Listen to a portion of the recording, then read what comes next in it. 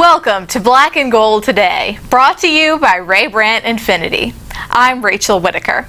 March 10th was a huge day in Saints lore, and here with me to discuss is our columnist, Jeff Duncan. Good morning, Jeff. What a day in Saints history on March 10th.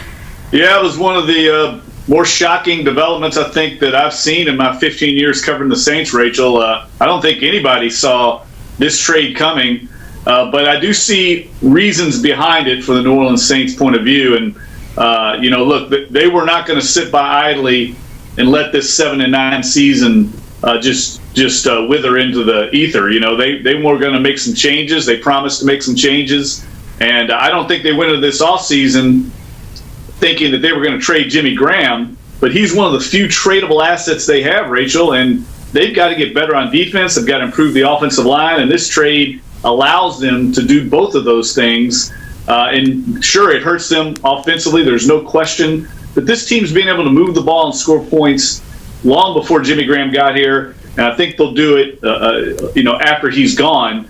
But they needed a desperate, bold move, I think, to kind of rewrite the ship. And I think this certainly qualifies. Right. To me, this really signals that they're headed. They want to move not just the offense, but the entire team in a different direction after that 7-9 season, and getting that boost on the offensive line with Max Unger, two-time Pro Bowler from Seattle, and so he could be the Saints' third starting center in 3 seasons. But again, surprising move by the Saints, but very bold, and I think that it really signals what they want to accomplish, Mickey Loomis and company. Well, up next, we'll wrap up talking about 2 defensive backs. Designing luxury with children in mind could be a little excessive, but we found the perfect balance with the Infinity QX60, featuring effortless third-row access.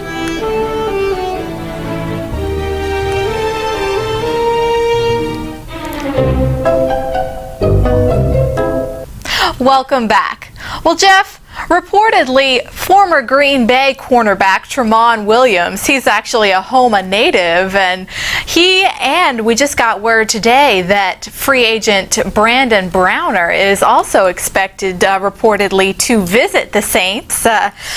Williams has missed just 1 game in 8 seasons with Green Bay. He's shown in the NFC Championship game right there, breaking up a pass against Seattle. So, Jeff, do you think either Williams or Browner could be good fits in New Orleans?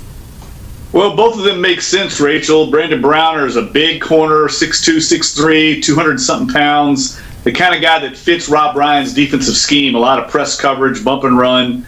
Tramon Williams, excellent ball hawk, a guy that makes a lot of plays on the ball, is used to playing man-to-man coverage, and he is a Louisiana native at this stage of his career. He's in his 30s now.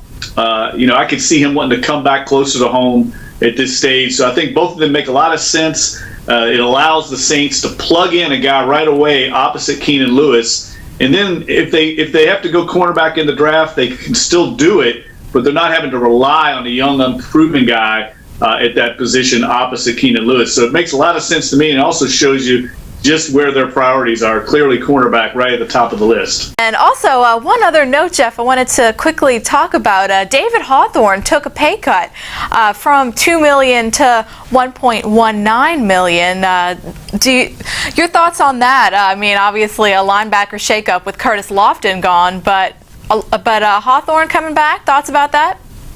Well, it doesn't surprise me that he had to take a pay cut. I think it was probably a take it or leave it proposition for David Hawthorne. The Saints, we all know how much they need to do on the cap, and that was some of the tough decisions they've had to make.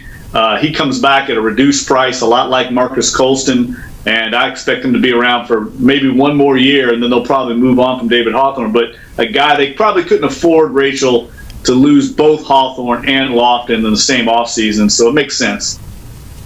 Yeah, I do agree with you. At first, I thought for sure that Hawthorne was going to be the cap casualty, but once Lofton was gone, you're right. 2 starters at the linebacker spot, I didn't see that happening, them both being released. Well, thanks so much. Appreciate it as always. All right, Rachel, take care. And join us Thursday for much more reaction to free agency. Thanks for watching.